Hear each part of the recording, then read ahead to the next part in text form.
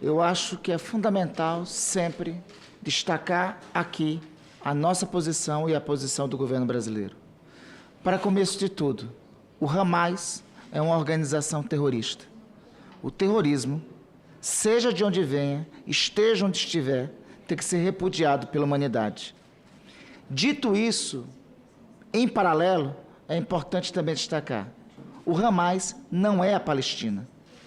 A Palestina é um Estado que se pretende livre. Os palestinos não são todos do Hamas. Da mesma forma que nos indignamos e repudiamos com a chacina do Hamas sobre crianças israelenses, nós também temos que repudiar qualquer chacina contra crianças palestinas.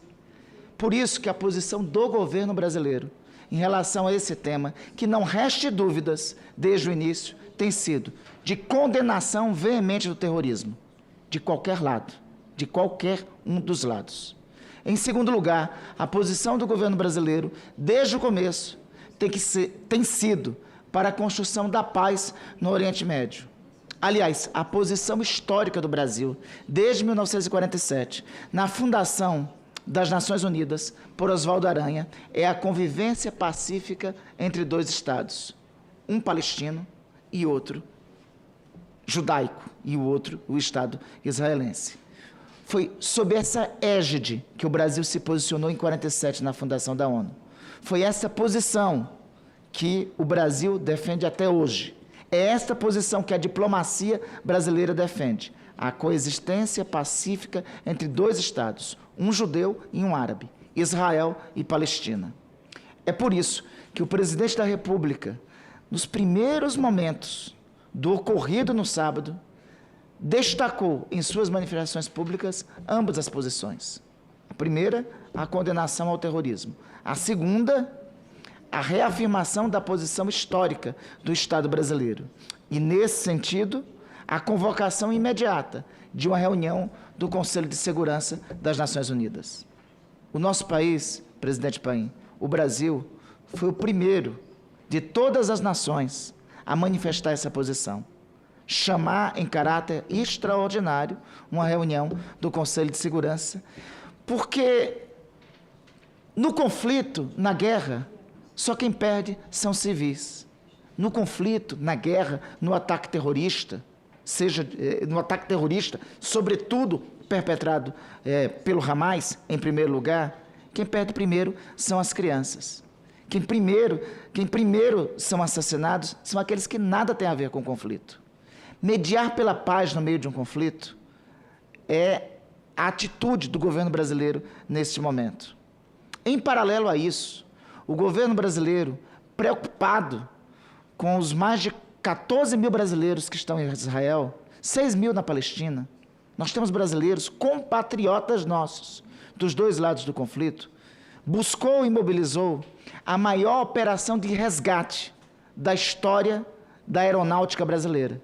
A maior operação de resgate da história das Forças Armadas de nosso país. São 6 aeronaves que foram mobilizadas por ordem do presidente da República desde o último sábado. São 15 voos, em princípio, projetados. O primeiro chegou nessa madrugada, às 4 horas da manhã, aqui em Brasília. 211 brasileiros já estão em solo por conta da operação da nossa aeronáutica, por conta da determinação do governo brasileiro. Ao contrário de outros tempos, o nosso governo não titubeou em pensar, diante de uma calamidade, diante de uma catástrofe, diante de vidas brasileiras em perigo, em mobilizar todos os esforços para resgatar os brasileiros. E lhes digo, presidente Paim, nenhum brasileiro vai ser deixado para trás.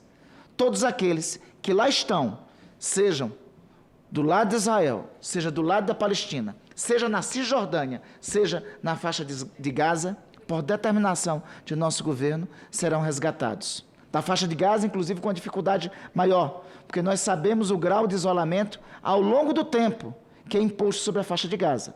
Que também é importante lembrar isso. O conflito sino-palestino, o conflito entre israelenses e palestinos, ele não começou agora, no último sábado. ele começa pelo menos desde 1948, quando Israel, inclusive, empreendeu sua luta pela independência. Ele tem uma passagem em 1967, quando Israel elevou o grau de ocupação dos territórios palestinos. Ele tem um capítulo posterior na Guerra dos 6 Dias. Então, não é um conflito que começou agora. É importante também destacar as condições que civis, mais de 2,5 milhões de civis palestinos vivem em Gaza, sob total isolamento, em condições sub-humanas, com a água sendo racionada há quase 3 dias, e agora, lamentavelmente, pelo conflito, sendo racionada mais ainda. A faixa de Gaza tem 2,5 milhões de pessoas, em uma área que é inferior à área do Distrito Federal. É importante no conflito ver todos os lados, mas é importante ter posição política firme, de repúdio ao terrorismo. Reitero, de repúdio ao terrorismo. Então, que se diga com todas as letras da palavra. O Hamas é uma organização terrorista, tem de nós o repúdio, a condenação e o combate, assim como todas as organizações terroristas que tiverem e que existirem. O Hamas não é o povo palestino. E nós temos compatriotas, e assim como valem os 14 mil compatriotas nossos que estão em Israel, valem os 6 mil que estão na Cisjordânia ocupada e estão na faixa de Gaza. Em relação aos que estão na faixa de Gaza, o nosso Itamaraty tem feito todos os esforços junto com o governo egípcio para que a passagem de faixa de Gaza e Egito seja reaberta para também podermos resgatar os nossos. Repito, da parte do governo brasileiro, nenhum compatriota nosso será deixado para trás. E o Brasil intervirá junto à ONU para a solução pacífica do conflito, condenando o terrorismo, mas, sobretudo, apelando pela paz. Muito bem, senador Rodolfo. Eu peço à assessoria da comissão, se vossa assim permitir, que incorpore ao meu pronunciamento a sua fala, que deixa muito claro a posição do governo brasileiro. Vossa Excelência, como líder do governo no Congresso, tem toda a autoridade. E por isso eu fiz questão, não só pelo projeto que vamos votar, que é um projeto de estatuto, e tu sabe que eu gosto de estatuto, e Vossa Excelência, com a grandeza política que tem, me convidou para ser o relator. Tenho certeza que vai ser aprovado por unanimidade. Vossa Excelência concorda que fique o seu pronunciamento ajustado ao meu, em nome da Comissão de Direitos Humanos. Só acrescentará ao meu pronunciamento. Pronto. Por isso que ele é meu líder. E ser incorporado ao seu é mais do que eu mereço, é mais longe do que pretendo ir. Muito obrigado, meu líder. No Congresso e, com certeza, em muitos temas fora do Congresso, nós caminhamos sempre junto. E o caminhar junto, Rodolfo, permita que eu diga, em um comício com cerca de, acho que 70 mil pessoas em Porto Alegre, ele estava no mesmo caminhão que eu estava, nós com o caminhãozinho caminhando devagar. Mas onde ia ser o evento, eram uns 2 quilômetros para frente.